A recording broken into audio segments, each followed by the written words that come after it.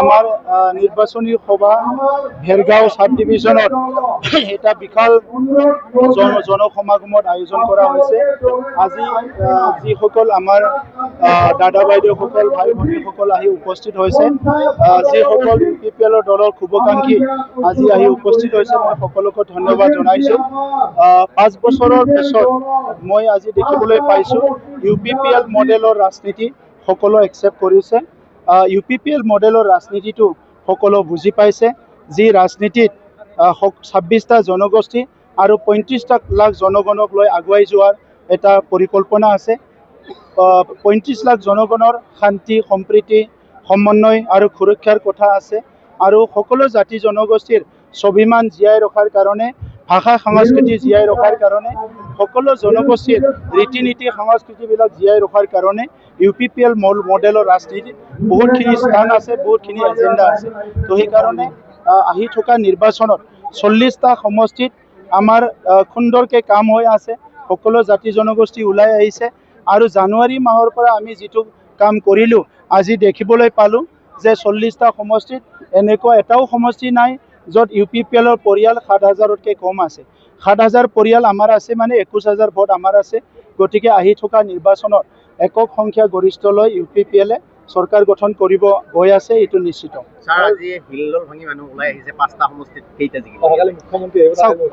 পাঁচটা সমষ্টিত এটাও সমষ্টি হাৰিব বুলি ক'ব নোৱাৰোঁ। আপোনালোকৰ তাত কি তথ্য আছে মই নাজানো। মই অলপ আগতে ক'লোৱে 40টা সমষ্টিত এনেকুৱা এটা সমষ্টি নাই য'ত আমাৰ 7,000তকৈ কম পৰিয়াল আছে। নোনাই চেৰফাঙতো আমাৰ 8,000 পৰিয়াল আছে, ভেৰগাঁৱত আমাৰ 9,000 পৰিয়াল আছে, খালেংদুৱাৰত আমাৰ 8,500 পৰিয়াল আছে, খৈৰাবাৰীত আমাৰ 9,000 পৰিয়াল আছে, মুদৈবাৰীত আমাৰ 8,000 পৰিয়াল আছে। গতিকে কোনটো সমষ্টি হাৰিব এইটো আপোনালোকে ক'ব লাগিব। আমাৰ মতেতো 5টা সমষ্টিয়ে জিকি আছে।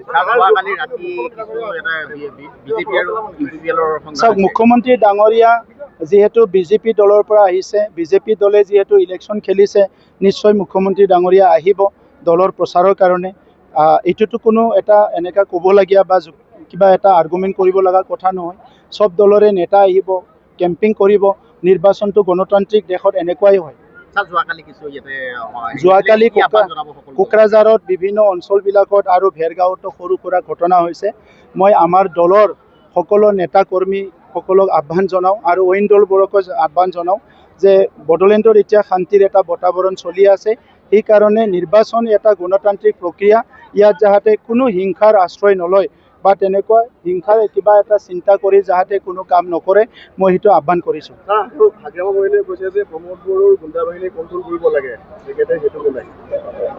কোকৰাঝাৰত পিষ্টল কাৰ মানুহে দেখালে, যোৱাকালি কাৰ মানুহে গাড়ী ভাঙালে, এমাহ আগত বনৰগাঁৱত কোনো কাৰ মানুহে মানে গাড়ী ভাঙালে, এইবিলাক কোন কাম কৰি আছে? ওদালগুৰিত যিটো ভৈৰৱকুণ্ড সমষ্টিত কাৰ মানুহে আক্ৰমণ কৰিছে? গতিকে আজি গুণ্ডা বাহিনী কাৰ কৰি আছে সেইটোতো চবেই দেখা পাই আছে। গতিকে UPPL দলৰ নেতা কৰ্মীবিলাকক মই যথেষ্ট সংযম হ'বলৈ কৈ আছোঁ। আৰু হিংসা কৰাটো UPPLৰ নহয়, BPFৰহে এটা নীতি আছিলে। তেখেতসকলৰ দিনত বহুতখিনি হিংসা হৈছে, আমাৰ দিনত নহয়। চাওক, আমাৰ তেনেকুৱা আৰু 3-4টা সভা আছে, 10টা চাব ডিভিজন আছে। 10টা চাব ডিভিজনত তেনেকুৱা সভা হ'ব। মচলপুৰত হৈ গ'ল সভা, কাজলগাঁৱত হৈ গ'ল, তেনেকুৱা বিভিন্ন চাব ডিভিজনত তেনেকুৱা সভাবিলাক হ'ব।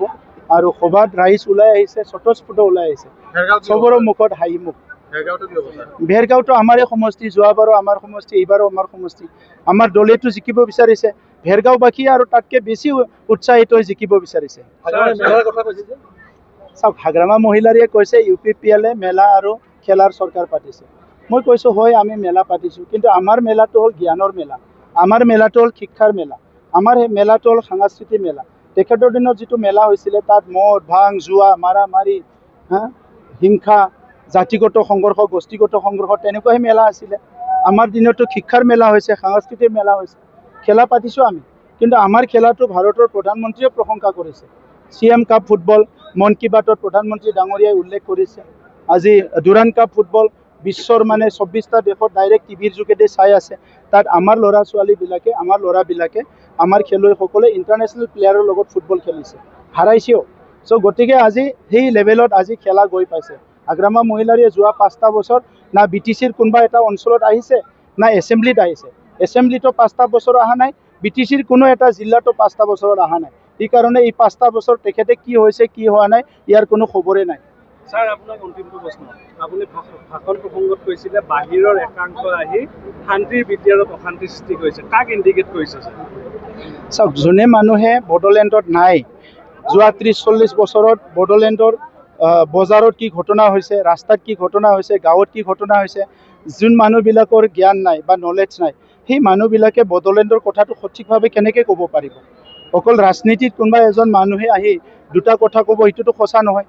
আৰু সি যদি সত্যৰ ভিত্তিত কথাখিনি নকয় তেনেহ'লেতো এইটো আমাৰ কাৰণে ক্ষতি হ'ব। চ' এই কথাবিলাকে কৈছোঁ মই যে বড়োলেণ্ডৰ বহুত চেঞ্চিটিভ হয়, এইটো অকল ৰাজনীতিক ক্ষেত্ৰ বুলি ভাবিব নালাগে। এই ভূমিত বহুত আন্দোলন হৈ গ'ল, জাতিগত আন্দোলন, গোষ্ঠীগত আন্দোলন, এই আন্দোলনবিলাকত হাজাৰ হাজাৰ লোক মৰি গ'ল, আমাৰে দাদা ভাইসকল মৰি গ'ল। আজি 5 বছৰ শান্তি আহিছোঁ বুলি আমি যদি চবে মানে মোৰ নাচ নাচিবলৈ আহে, এইটোতো নহ'ব নহয়। চাব লাগিব পৰিৱেশটো, আমি কোনো কাৰণত ইয়াৰ পৰিৱেশটো নষ্ট হোৱাটো নিবিচাৰোঁ। Thank U.